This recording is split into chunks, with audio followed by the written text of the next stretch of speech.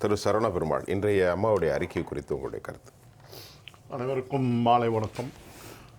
Jaya plus குழுமத்தினருக்கும் நெறியாளர் உங்களுக்கும் அனைத்து சக கருத்துரையாளர்களுக்கும் டெக்னீஷியன்களுக்கும் என பணிவான வணக்கங்களை தெரிவித்துக்கொண்டு உலக தமிழ் நெஞ்சங்களுக்கு தமிழ் கடவுள் முருகனோட திருவடிகளிலிருந்து பணிவான கருத்துக்களை தெரிவித்துக் கொள்கிறேன். அதாவது இப்போ இன்னைக்கு புத்தாண்டு அப்படின்ற சூழ்நிலையில் ஒரு புதிய விடியலை நோக்கி அனைத்து உலக மக்கள் அனைவரும் ஒரு பயணத்தை மேற்கொள்வதற்காக ஒரு உறுதிமொழி போன்று இன்றைக்கி நாளை புது வருடத்தை ஆரம்பிப்பாங்க. ஆங்கில புத்தாண்டு வாழ்த்துக்கள் கண்டிப்பாக. அந்த சூழ்நிலையில் சசிகலா அம்மையார் அவர்களுடைய இந்த சிறப்பு புத்தாண்டு வாழ்த்துக்கள், அது இல்லாமல் மக்கள் அதில் ஒரு பாயிண்டை தான் சசிகலா அம்மையார் ரொம்ப தெளிவாக, நீங்கள் நல்லா தெளிவாக புரிஞ்சுக்கிட்டு வாக்களிங்க. இப்போ இருக்கிற நிலைமை என்ன, தமிழகத்தினுடைய நிலைமை என்ன, தொடர்ந்து சசிகலா அம்மையார் அவர்களுடைய பேட்டியிலே கொடுத்து கொண்ட மக்கள் நலன் சார்ந்த இந்த பேட்டின்னு தான் நம்ம பார்க்கணும். ஒவ்வொரு பேட்டியுமே அவங்க கொடுக்கும்போது தெளிவான கருத்துக்களை மக்களை எப்படி பாதுகாப்பது அப்படின்ற, மக்கள் என்ன நிலைமையில் இருக்கிறாங்க, அதை எப்படி பாதுகாக்க வேண்டும், அதை பற்றி தான் அவங்க பேசிக்கிட்டே வராங்க. அவங்களுக்கு எந்த விதமான பதவியோ அதில் கேட்டு வரல. அவங்க என்ன சொல்கிறாங்கன்னா, எம்ஜிஆரினுடைய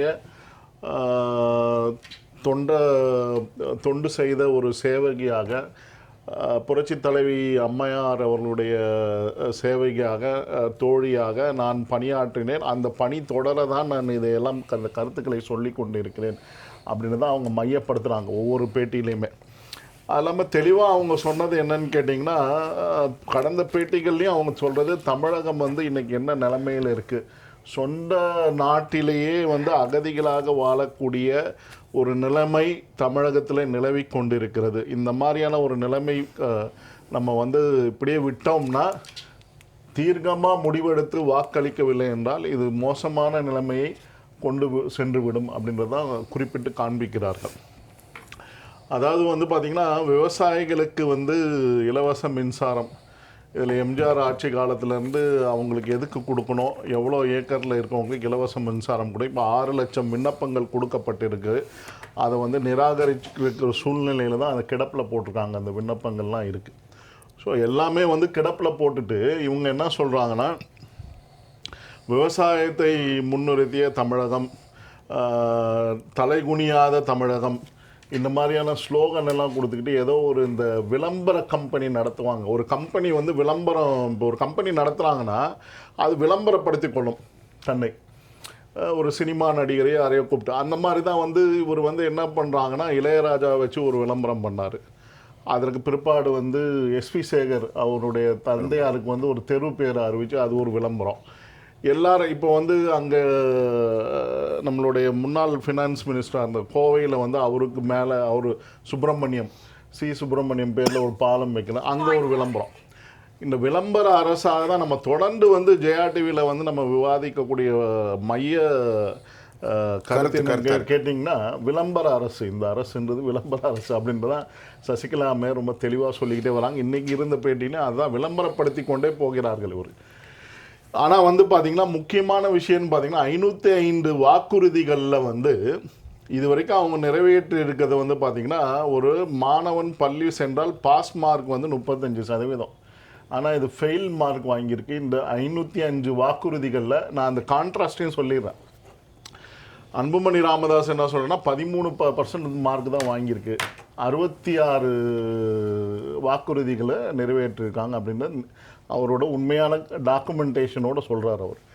அது இல்லாமல் தங்கம் தென்னரசு இப்போ ஒரு பேட்டி கொடுத்துருக்காரு. 364 வாக்குறுதிகள், 505 364 வாக்குறுதிகளை நாங்கள் நிறைவேற்றிட்டோம் அப்படின்னு சொல்கிறாரு. ஆனால் முதலமைச்சர் அதற்கு அவருடைய துறை சார்ந்த அமைச்சரனுடைய கருத்துக்கு மாறாக 98% வாக்குறுதிகளை நாங்கள் நிறைவேற்றிட்டோம்னு சொல்கிறாரு. ஆனால் என்ன நடக்குதுன்னா, செப்டம்பர் 2021 கோவிடுனுடைய 2வது கோவிட் முடிந்து வர காலகட்டத்தில் முதலமைச்சர் பேட்டி கொடுத்தார். 505 வாக்குறுதிகளை 200 வாக்குறுதிகளை நாங்கள் நிறைவேற்றிட்டோம் அப்படின்றார். எப்போ 4 மாதத்தில் 200 வாக்குறுதிகள். இப்போ அவங்க சொல்கிற டேட்டா வச்சுக்கிட்டே பார்த்தீங்கன்னா 200லேருந்து 364 வச்சு இது பண்ணி பார்த்தீங்கன்னா இந்த 4.5 ஆண்டுகள் இவ்வளோதான் நடந்திருக்கா. 54 மாதம் ஆட்சி நடந்திருக்கு, 66 தான் அப்படின்னு அன்புமணி ராமதாஸ் சொல்கிறாரு. இவங்க இந்த வேரியேஷன் இருக்குது பார்த்தீங்களா, இதுவே வந்து ஒரு குளறுபடி. சரி, பொய்யான தகவல்களை வந்து இவங்களுக்கு சொல்கிறது தான். இப்போது ஒரு 2000 மூட்டைகள் வந்து நெல் கொள்முதல் நடக்குதுன்னு பொய்யான தகவலை வந்து இதில் சொல்கிறாங்க. எங்கள் சட்டசபையிலே வெளிப்படையாக, அதாவது ஒரு சட்டத்தை நிறைவேற்றக்கூடிய மக்களாட்சியை பேணி பாதுகாக்கக்கூடிய இடத்துலையே வந்து அந்த பொய்யை சொல்கிறாங்க. சட்டம் ஒழுங்கை பாதுகாக்கக்கூடிய முதலமைச்சர் வந்து என்ன சொல்கிறாருன்னா, ஞானசேகரன் எங்களுடைய அனுதாபின்னு சொல்லி சட்டசபையில் சொல்கிறாரு. இதுதான் இன்றைக்கி இருக்கக்கூடிய நிலவரங்கள். நம்ம துரைக்கருணா ஐயா அவர்கள் சொன்ன மாதிரி வந்து அங்கே திமுகவினுடைய அனுதாபிகள், அவரை சார்ந்து இருக்கக்கூடிய வட்ட செயலாளர், ஒன்றிய செயலாளர், அந்த மாதிரி இருக்கக்கூடிய பதவிகளில் இருக்கக்கூடியவங்களாம் என்ன பண்ணுறாங்கன்னா தாதாக்களாக வலம் வந்து கொண்டு இருக்கிறார்கள். போலீஸு அது நம்ம முக்கியமான விஷயம் நல்லா நோட் பண்ணோம். கடந்த ஒரு 1.5 வருட காலமாக மு.க. ஸ்டாலின் ஐயா அவர்கள் வந்து ஒரு அரசியல் சாசன அமைப்பு பிரகாரம் பதவியேற்றவர் வந்து தமிழ்நாடு அவுட் ஆஃப் கண்ட்ரோல்னு சொல்கிறார். நல்லா நோட் பண்ணோம், மக்கள் வந்து நல்லா இதை வந்து சிந்திக்கணும். அவரே சொல்கிறாரு தமிழ்நாடு அவுட் ஆஃப் கண்ட்ரோல் அப்படின்றாரு. அப்படின்னா அதற்கு என்ன அர்த்தம் அப்படின்னு பார்த்தீங்கன்னா, நான் பல லாயரை வந்து கன்சல்ட் பண்ணேன். அவங்க என்ன சொல்கிறாங்கன்னா, கான்ஸ்டியூஷனுக்கு எதிரான இது வந்து தகவலை சொல்கிறார். முதலமைச்சரே என்ன சொல்கிறார், நாட்டிலிருந்து தமிழ்நாடு வந்து தனியாக பிரிந்து விட்ட ஒரு அந்த சொல்லாடல் வந்து கருத்தை வந்து பதிவு செய்கிறார். ஏன்னா அவரே சொல்றாரு சட்டம் ஒழுங்கு law and order out of order அப்படின்றதான் சசிகலா அம்மையாருடைய இந்த பேட்டி. அவர்களுடைய தூய்மையான உள்ளத்தின் அடிப்படையில், தாய்மையான உள்ளத்தின் அடிப்படையில் இன்னைக்கு என்னோட பேட்டியை நம்ம பார்க்கணுன்றதான் வாக்காளர்களுக்கு நான் நினைவூட்ட விரும்புகிறேன். திரு சரவண பெருமாள், உங்களுடைய நிறைவு கருத்து. அதாவது இப்போ சசிகலா அம்மையார் வந்து நம்ம ராமன் சொன்ன மாதிரி அதை தான் நான் சொல்ல வந்தேன். அந்த பாயிண்ட் மிஸ் ஆயிடுச்சு. என்னன்னு கேட்டிங்கன்னா, இந்த மன்னராட்சி அகற்றப்பட வேண்டும் என்றது ரொம்ப தெளிவான ஆணித்தனமான ஒரு கருத்து. அதாவது hitting the nail on the bull head அப்படின்ற மாதிரி நச்சுன்னு ஒரு ஓங்கி சம்மட்டி அடியாக அடிச்சு முதல் செய்தி அதுதான். எம்ஜிஆர் எப்படி வந்து இந்த திமுக ஒரு தீய சக்தி என்று சம்மட்டி அடி அடித்தார்களோ, தெளிவாக இன்னைக்கு மன்னராட்சி நடத்தி கொண்டு இருக்கவர்கள் வீட்டுக்கு அனுப்பப்பட வேண்டும், மன்னராட்சி ஒழிய வேண்டும் என்று ஏற்கனவே விஏஓ பதவியை வந்து ஜமீன் முறையில் இருந்தது, குடும்ப ஆட்சி முறையில் இருந்தது, அகற்றியவர் எம்ஜிஆர் அப்படின்னு கோடிட்டு கடந்த பேட்டியில் சொல்லியிருந்தாங்க. அதை வந்து இன்னைக்கு வந்து உறுதியாக சொல்லியிருக்காங்க. அது மட்டும் இல்லாமல் இந்த வடநாட்டு இளைஞனை வந்து தெளிவாக வந்து நான் அந்த டெஸ்ட்டுக்கு உட்படுத்தலை. அது இல்லாமல் மா சுப்பிரமணியம் அவர்கள் வந்து 0 கஞ்சா அப்படின்னு சொல்கிறதையும் தெளிவாக எடுத்து சொல்லியிருக்கிறார்கள். அது இல்லாமல் நம்ம இந்த கன்சர்வன்சி ஒர்க்கர்ஸை பற்றி நம்ம நானும் அந்த ஒரு விவாதத்தில் கலந்துக்கிட்டேன்.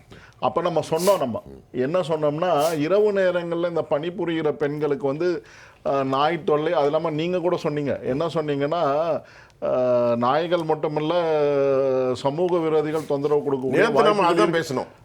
அது நடந்துச்சு.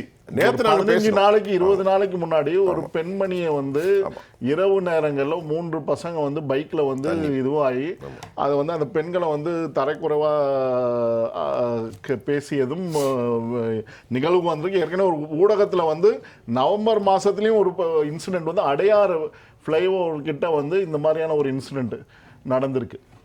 ஸோ காலை வேளையில் அந்த பெண்ணை வந்து சீண்டியிருக்கான் அந்த பையன், 21 வயசு பையன். இந்த மாதிரியான அவலனை ஏற்கனவே அவங்களுக்கு வந்து துன்பங்கள் ஜாஸ்தி.